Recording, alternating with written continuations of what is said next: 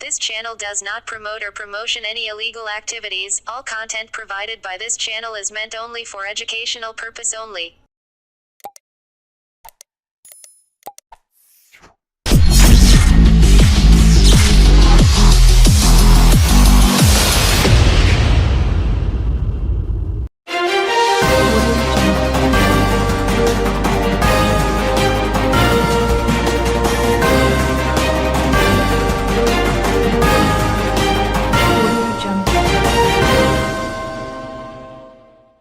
আদিবাসী মহিলাদের সাথে হাতে হাত ধরে বাজনার তালে নৃত্য করলেন হুগলির সাংসদ রচনা বন্দ্যোপাধ্যায়।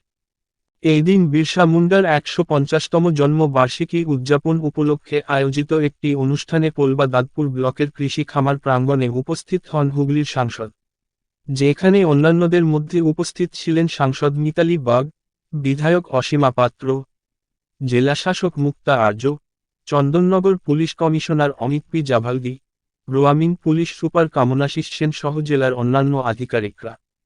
মুখ্যমন্ত্রীর লাইভ স্ট্রিমিং এর পর পোলবা দাঁতপুর ব্লকের কৃষি খামার প্রাঙ্গণে আদিবাসী অনুষ্ঠানের সূচনা হয়।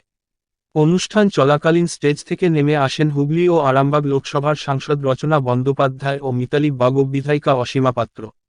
এরপর দুই সাংসদ ও বিধায়িকা মিলে আদিবাসী মহিলাদের সাথে হাতে হাত মিলিয়ে আদিবাসী বাজনার তালে নৃত্য করেন বিধায়িকা ও সাংসদরা।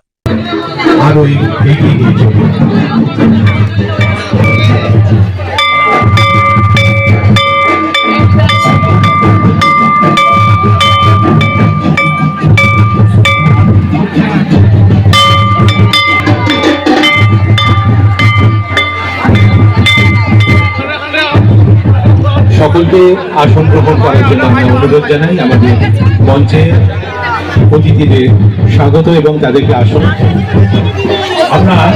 আপনারা কেউ যাবেন না, আমরা এরপরে আমাদের রাজ্য অতিথিদের বরণ করে নেব। আপনারা জানেন আমাদের মাঝে উপস্থিত হয়েছে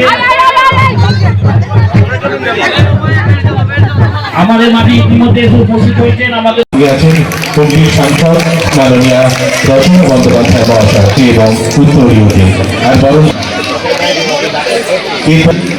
শ্রীমতী মিতালি বাগ মহাশয় মাননীয় সভাধিপতি জেলা পরিষদ হুগলি, তাকে আমরা বরণ করে নিই। তারা আইএএস মাননীয় জেলা শাসক এবং পুলিশ কমিশনারে বরণ করে নেব। এই মুহূর্তে আমরা শ্রীমতী মুক্তা আর্য আইএএস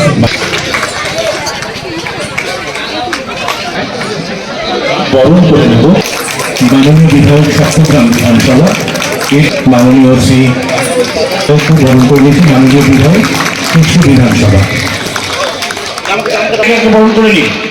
বরণ করে নেবো। পাত্র নেমে তারপর আমরা প্রদীপ প্রজ্বলনে যাব। রচনা বন্দ্যোপাধ্যায় সাংসদ মিতালি বাগ করে অনুষ্ঠান।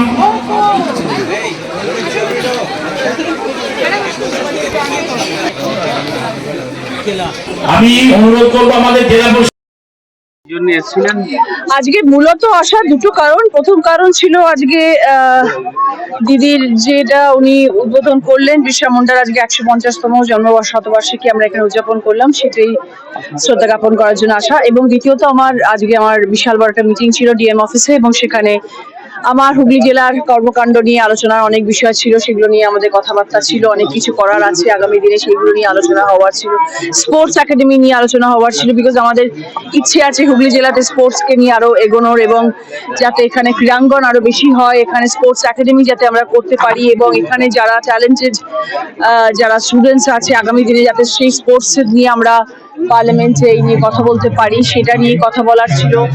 প্লাস আইটিআই ডিপার্টমেন্টসগুলো যেগুলো আছে আমাদের হুগলি জেলায়, সেগুলো যাতে ইমপ্রুভমেন্টস আরো ভালো হয়, সেখানে কিরকম কর্মদক্ষ কিরকম চলছে সেগুলো নিয়ে আলোচনা করা ছিল। অঙ্গনওয়াড়ি নিয়ে আলোচনা করা ছিল। মেইনলি আজকে আমি ডিএম মিটিং ছিল প্রচুর ডিএম অফিসে, এবং পুরো মিটিংটাই আজকে ছিল এই কারণে যে আমি আগামী দিনে ভালোভাবে কাজ করতে পারি এবং পার্লামেন্টে আমার হুগলি জেলা নিয়ে কথা বলতে পারি। গ্যাস কেলেঙ্কারি নিয়ে কি বলবেন? হুগলি জেলায় বেশ কিছু গ্যাস কেলেঙ্কারি অন্য জায়গায় ট্রান্সফার হয়ে গেছে, মানে ওনার জেলাদের জায়গায় অন্য জায়গায় পায়। সেগুলো নিয়ে ডেফিনেটলি সেগুলো নিয়ে দেখতে হবে, কাজ করতে হবে, এবং দেখতে হবে যে কেন হচ্ছে না বা কি কারণে আটকাচ্ছে বা কেন এরকম ধরনের ঘটনা ঘটছে তার বিহিত করতে হবে। মানে ছাত্রদের অ্যাকাউন্টে যে পয়সা ঢোকার কথা বুঝতে পেরেছি না ঢুকে অন্য অ্যাকাউন্টে চলে যাচ্ছে। সেটা নিশ্চয়ই কিছু মিসপ্লেসমেন্ট হয়েছে, সেটা তো জেনে বুঝে হয়তো হয়নি, কোনো কারণে ভুলবশত হয়েছে এবং সেটা নিশ্চয়ই তার পর্যবেক্ষণ করা হবে। কি কি মানে প্রথম আপনার কি টার্গেট যে হুগলি জেলায় উন্নয়ন দেখো সব রকম কিছু করতে হবে, সব রকম আমি এখন যে স্ট্যান্ডিং কমিটির মেম্বার হয়েছে সেখানে আমার কাছে 5টা জায়গা রয়েছে, সেটা হচ্ছে women empowerment, child education, sports, youth. তো ওই 5টা জায়গা যেহেতু আমি পেয়েছি এবং আমাকে সেই দায়িত্ব দেওয়া হয়েছে, আমার আশা করা যায় আমাকে এই দায়িত্ব পালন করতে হবে এবং ভালোভাবে কাজ করতে হবে।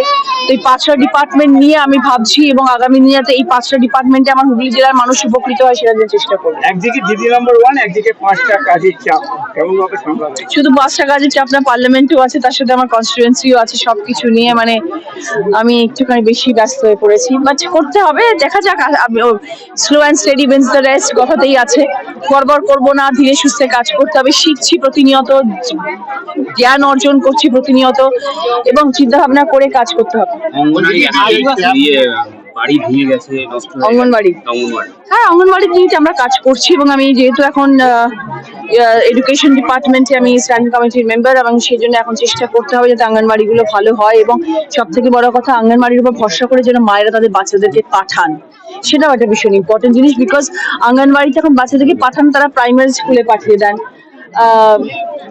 গভর্নমেন্ট স্কুলে পাঠান না, কিন্তু সেটা যে আমাদের অঙ্গনবাড়িও যে এখন at per with primary school সেই জায়গাটায় আমাদের পৌঁছতে হবে, সেইটা আমার লক্ষ্য যে আমাদের অঙ্গনবাড়ি যেন ছোট হয়ে না থাকে, অঙ্গনবাড়ি এখন প্রাইমারি স্কুলের পর্যায়ে যাতে লেভেলে আসতে পারে এবং সেখানে যেন বাচ্চারা ভালো থাকে, তাদের জন্য যে মিলটা দেওয়া হচ্ছে সেই মিলটা যেন ভালো হয়, সেই দিকগুলো আমাদের কাজ হচ্ছে এখন আগামী দিনে দেখা এবং সেই অনুযায়ী যেন সেই স্ট্যান্ডার্ড মেনটেন করে আমরা অঙ্গনবাড়িকে তুলে ধরতে পারি হুগলি জেলার সামনে। আরো অনেক জিনিস নিয়ে তারা বলতেই থাকবে, তাদের কাজ বলা, লোগোं का काम है कहना, लोग तो कुछ भी कहेंगे।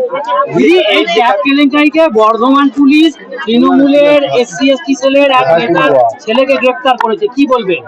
এটা নিয়ে আমার কোনো মন্তব্য নেই, সবকিছু সামনে চলে আসবে, যে যদি কেউ দোষী হয় সেটাও সামনে আসবে, যদি কেউ ভুলভাল দোষারোপ করে সেটাও সামনে আসবে, কোনো কিছুই লুকানো থাকে না, সবকিছু কিছু না কিছু সত্য বা মিথ্যা কিছু না কিছু সামনে আসবে, অপেক্ষা করুন তার জন্য। কোথাও কি মনে হয় যে এই তথ্য চুরি করা হচ্ছে বা চুরি হয়ে যাচ্ছে? বলা যাবে না, আমি এখন কিছুই সেই ব্যাপারে মন্তব্য করতে পারবো না, সবই অপেক্ষায় দেখা যাক। বলছি এই 5 দিনের কার্তিক পুজো আপনি কি জানেন?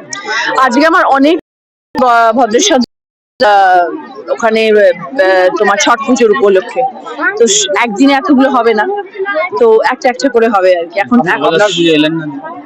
জগদ্ধাত্রী পুজো 3টে জায়গায় গেছি, সব জায়গায় যাওয়া সহজ। চন্দননগর যাওয়া হয়নি, চন্দননগর পরের বছর যাবো, 1 দিন না 3 দিন গিয়ে থাকবো ওখানে, আর অন্যান্য জায়গায় এবারে যাওয়া হয়েছে, চন্দননগর তাই জন্য আজকে যাচ্ছি ভদ্রেশ্বর। আদিবাসী নৃত্যতালে নাচলেন, কেমন লাগলো একসঙ্গে দুজনকে? খুব ভালো লাগলো, মিতালি দি ভীষণ ভালো মানুষ একজন, ভালো মনের মানুষ একজন, এবং আমার সঙ্গে বাকিরা সবাই ছিলেন, সব MLA-রা ছিলেন, SP-রা ছিলেন, সবাই মিলে একসাথে কিছুক্ষণ ভালো সময় কাটালাম। বলছি দিদি এই যে কার্তিক পুজো আপনার বাড়িতে কি কার্তিক পুজো? না না, আমার বাড়িতে কার্তিক পুজো হয় না, আমার বাড়িতে কার্তিক পুজো একদম হয় না।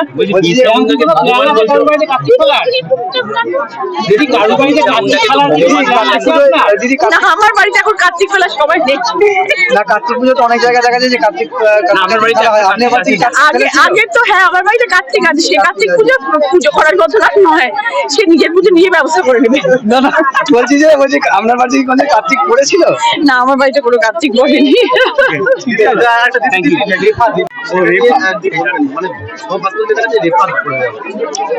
রেফার সবসময় হতো, এখনো হচ্ছে, বা যখন রেফার হচ্ছে তখন রেফারটা যেন কার্যকরী হয়, এক জায়গা থেকে আরেক জায়গায় যেন না পাঠানো হয়, সেখানে রেফার করা হচ্ছে সেখানে যেন তার পায়।